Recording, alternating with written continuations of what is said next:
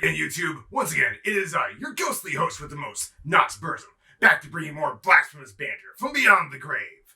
Today, we're going to be talking about the industrial alt-metal band Dope.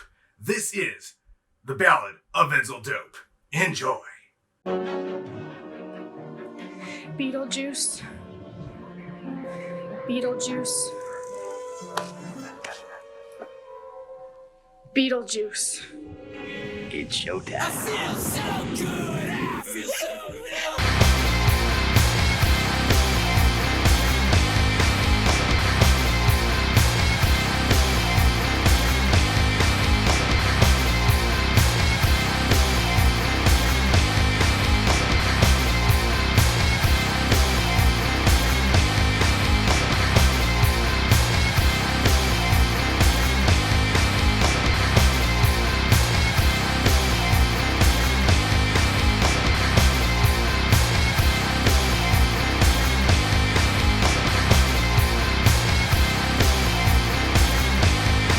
There's your average music fan, and then there are those sick fucks like yours truly, who are compelled, possibly by forces from beyond the veil, to consume music like some sort of drug fiend.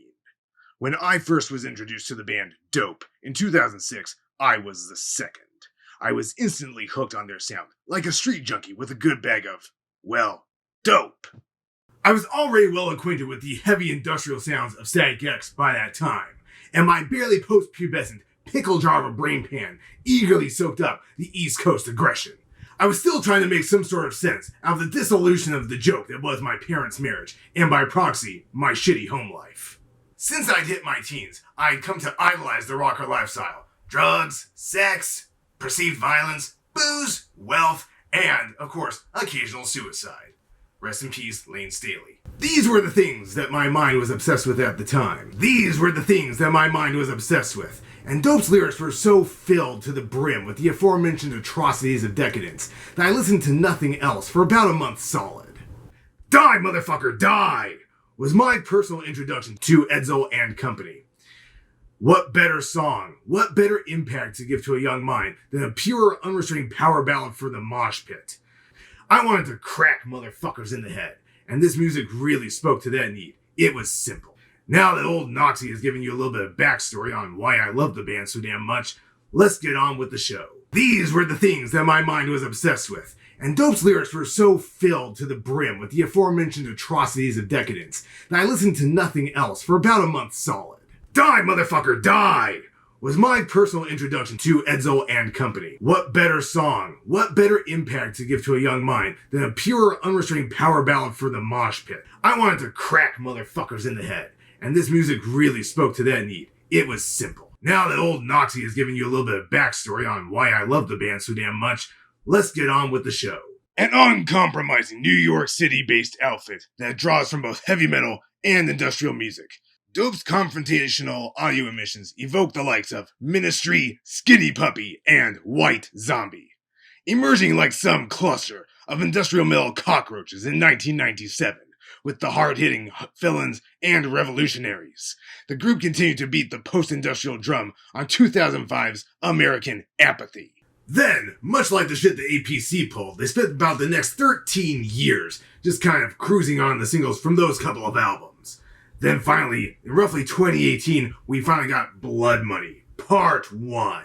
Personally, I find this to be a pretty big letdown. Their music is not that difficult to write lyrics for, nor is it really that hard to write instrumentation for. Edsel is not exactly Frank Lloyd Wright, okay? We're not gonna hear him write his own music of the night.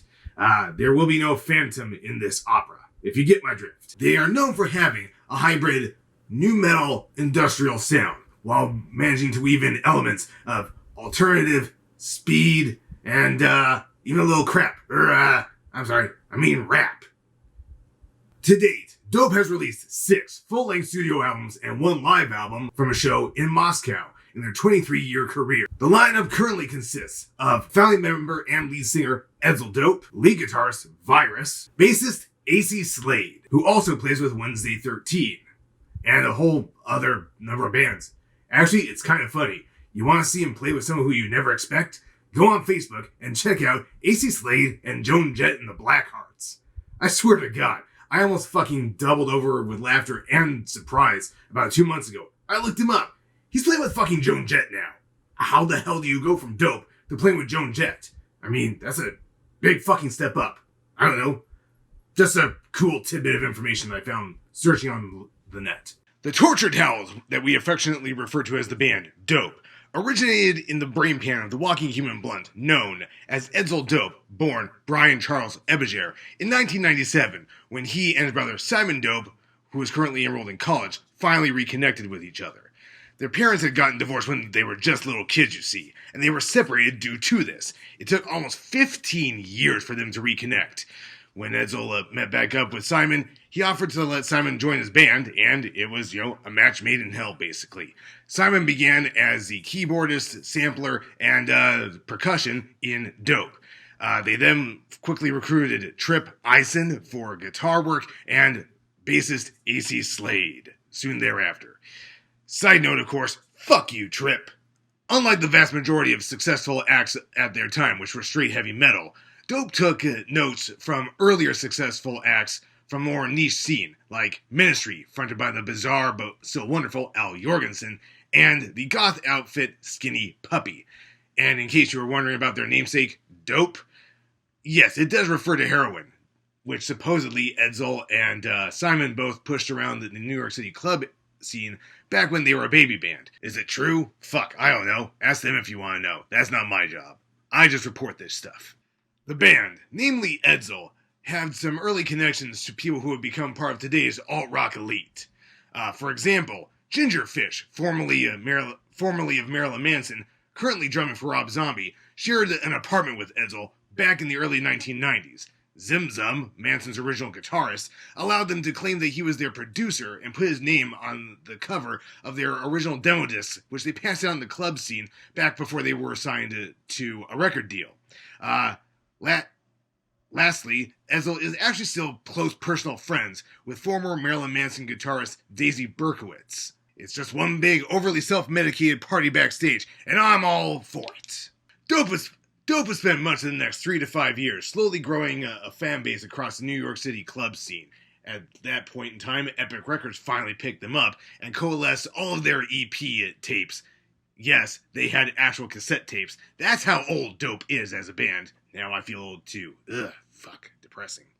Anyway, they turned them all into their very first LP, their debut album, Felons and Revolutionaries, which dropped like a stone in September of 1999. Selling over 250,000 units, making it their best-selling album to date. The album featured 14 tracks, including 2 covers, which were Fuck the Police by NWA and You Spin Me Round Like a Record by English new wave band Dead or Alive, which featured in the movie American Psycho. It may interest you all to know that Debonair was also featured on Scream 3's movie soundtrack and in the first Fast and Furious movie, during the police raid on Johnny Tran's house. Dope toured extensively during this time, promoting their album, performing with all kinds of bands, from the likes of Alice Cooper all the way to the shit kicker himself, Kid Rock. I don't like Kid Rock very much. His first album was okay, but he likes Trump. Fuck him. Following the relative success of Felons and Revolutionaries, Dope created Life, their second album. In the interim, some cha-cha changes had been occurring, though. Trip Eisen, as usual, was fired from the group and joined Static X. So Virus, a guitarist and producer originally from New York City, who was originally hired to play bass, replaced him on guitar in the year 2000. AC Slade was moved from bass to guitar. Diddly-dee. Sloan Gentry, who had remained close friends with the band, no, I don't know what happened behind the scenes. I'm assuming that there was some sort of drama and they had left temporarily, came back for the second album to play as a lead guitarist instead. And Preston Nash was replaced by Racy Sketchy Shea. Personally, strange-ass nickname and strange to be proud of being called Sketchy, but, it's the world of rock, so rock and roll! Released on November 6th, 2001, on both Epic and Flip Records for whatever reason. Life has sold over 73,000 copies in the US and bears a resemblance to Marilyn Manson's earlier works and features some rap metal influences. This was Dope's last album with Epic Records, though. They cut ties with the label soon thereafter, citing essentially creative differences in the vein of, you guys don't promote us enough. Edsel was saying that essentially there was very little touring that went on, and there were almost no radio spots, there was no real promotion, there was no real street team, so he got sick and tired of not being promoted and not being commercialized. You know, the things that happen when you're getting successful as a band. The two singles from Life, officially, were Now or Never and Slipping Away, which reached number 28 and number 29, respectively, on the mainstream rock charts. The album itself reached number 180 on the Billboard Music Chart and number 6 on the Heatseekers chart, which was the band's top score or top accolade at that time. Soon after the album's release, though, Simon would leave the band to go become a video game producer. As with all the events surrounding the album Life and its tour, more changes would occur within the band during this time. Edsel was having a fairly public pissing match with then Murderdolls lead vocalist Wednesday 13. Trip Eisen had left the band to go join the Murderdolls, and AC Slade had done the same as the bass player for Murderdolls once again. In fact, an early version of the Murderdolls even included their drummer, Sketch. So basically, he was losing his people to the Murderdolls, and he got pissed off at Wednesday 13. Which I don't blame him for. Wednesday has always been an incredibly busy guy. He created bands like the Murderdolls, Frankenstein, Drag Queens from Planet 9, I believe, was the name of the band. And most recently, of course, and for the last probably 10 to 12 years, he's been bumming around just using the name Wednesday 13. Check him out. Great horror punk, great horror rock, great horror metal. After talking about all these changes, I need some fucking group therapy. Luckily, that's next. Group Therapy shows the band expanding on the more alt-metal style music that the band had adopted in their album Life, and stripping away most of their industrial music stylings from Felons and Revolutionaries. The album contains some of the band's most heavy and aggressive songs, while certain songs such as Sing, Another Day Goes By, and Easier show a softer, more melodic sound. Disappointed with their label's lack of perceived shits to give about their work, due to lack of promotion and just generally not really being there for them, Dope ended up leaving Epic Records for Artemis Records, a New York-based independent record label. Group Therapy would go on to gain mixed reviews from many critics. Magnus Altkula of Sputnik Music praised the album, though, for being a cut above its predecessors, with better instrumentation, somewhat deeper lyricism, and essentially better writing all the way around. Saying Dope has matured a lot as a band and continue to grow. I hope one day to see them create a masterpiece. Kaj Roth and Melodic commended Dope for producing a better album and said that the industrial sound was quite nice. I don't know what the hell album they were listening to. It's not an industrial metal or rock album, so I don't know. You might want to actually listen to the tracks that you're reviewing before you write your review, buddy. Just a hint. I don't know. Saying that while it lacked memorable tracks such as what bands like Orgy or Godhead were putting out at the time, it's still an okay record, just not memorable, and didn't expect it to go very far.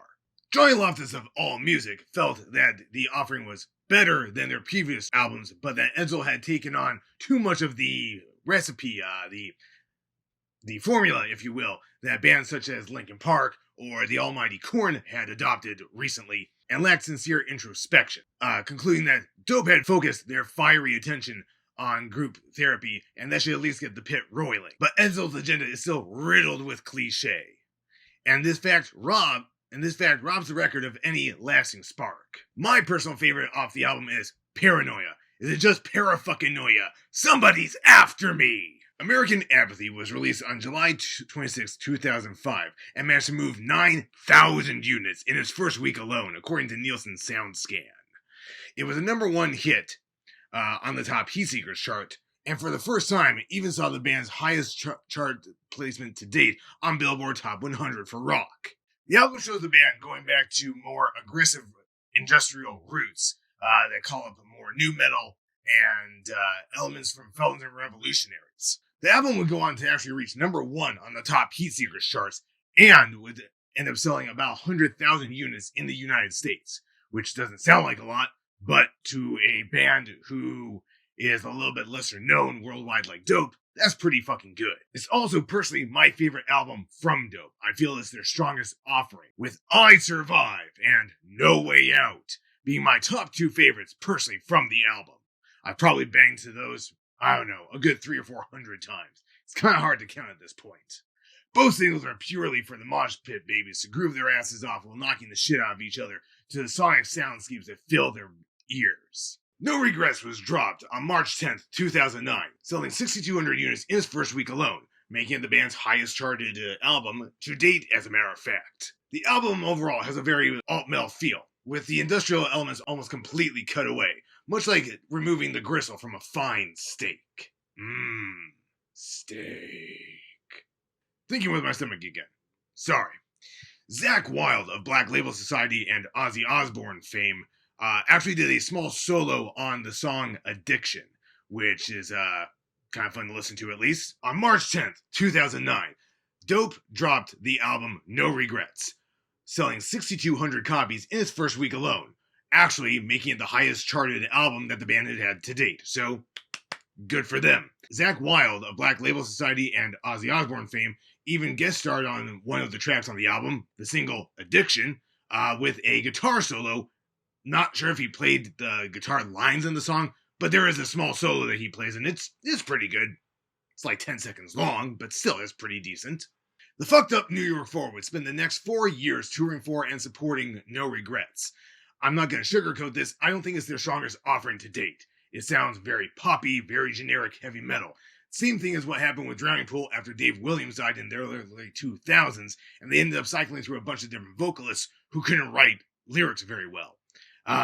There's nothing that really stands out other than the song Addiction, which is also the only music video that was produced for this album, more than likely due to the fact that they somehow got Zakk Wylde on the track, like I said, for a guitar solo. Otherwise, there's nothing memorable that sticks out on this, and it's pretty much been lost to the annals of butt rock history, if you will. But all is not lost. A few years later, we'd finally get Blood Money Part 1. Blood Money Part 1 was released on October 28th of 2016 by One Music, 7 years after No Regrets, making it their longest gap between studio albums. The album charted at number 27 on the Billboard Top 200, making it Dope's new highest charting position in the US, and they managed to stay on the chart for 2 full weeks. The songs Selfish, Blood Money, and Hold On were given music videos in respective order. Supposedly, a sequel album entitled Blood Money Part 2 is in development, but considering how long this has all taken, I'll believe it when I see it. My own personal issues with their long periods of dormancy aside, this album fucking bangs! 2 sets of horns way the fuck up there. I believe that the lyricism and the musical arrangement and even the playing is all stronger and more advanced in this album than they've shown on any of their previous offerings. It actually sounds like a somewhat matured band is creating this music now, which is nice for the fans to hear. It's more than just mosh pit anthems and stuff to make you bounce and grind your ass to. Stuff to actually make you think a little bit while you're listening to the music. Always a plus. Originally set to be released in March of 2014, Blood Money Part 1 was delayed for 2 full years due to reasons unknown. I don't know, folks. Your guess is as good as mine. Probably someone screwing around with finances behind the scenes. Who knows? Either way, in the meantime, Dope went ahead and put out their very first live album ever, Dope Live in Moscow, which was created through a crowdfunding effort, wherein essentially, if you gave money for the creation of the album, your name would appear in the liner notes, exactly like how Project Regeneration was done by SAG-X very recently. In fact, they ended up crowdfunding a small tour and ended up making it through the UK and Europe. Dope released the first official single and official video for the album on July 16th of 2016. It was the album's title song, Blood Money. This was followed a couple months later in August by a second official single, which had a simultaneous video release done for it, the song Hold On. Both were released by E1 Entertainment. After the release of Blood Money Part 1, Dope went on a successful headline tour of both the UK and Russia. This tour was actually kind of special for them. It was a reunion tour of sorts called the Die Motherfucker Die Tour. It featured most of the original lineup for the band, minus of course Simon and, well, Trip for very obvious reasons. However, Virus was there on lead guitar, Sketch Shay was back on drums, and AC Slade had even returned full-time as bass player. So a pretty good lineup for the show. Throughout all of this, one thing remains clear. Edsel Dope fucking loves what he does for a living, and being a working musician is just fine by him. Really, there's nothing wrong with that. If he wants to gig, go ahead and gig. It's just that Dope has never really achieved the level of success that many other similar bands from their genre have. But this has also allowed the members of the band to come and go freely as they please and work with other creative side projects during their career, which has, of course, in turn, raised them up. So I suppose it's a 50-50 trade-off here. I think that Dope will probably continue to bang out the dirty rock hits for another whole generation to take in. And really, at the end of the day, them creating more kick-ass metal is all this ghoul really can ask for.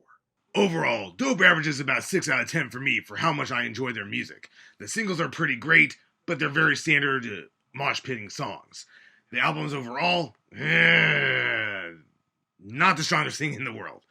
But that's okay. You're not getting into a band like Dope for existential enlightenment. You're getting into a band like Dope to further enjoy getting fucked up, heavy music, and of course classic mosh pit brutality. And at the end of the day, they still deliver, so that's all I can ask for. Well folks, I've been Nox Burzum, and until next time, feel free to enter the void.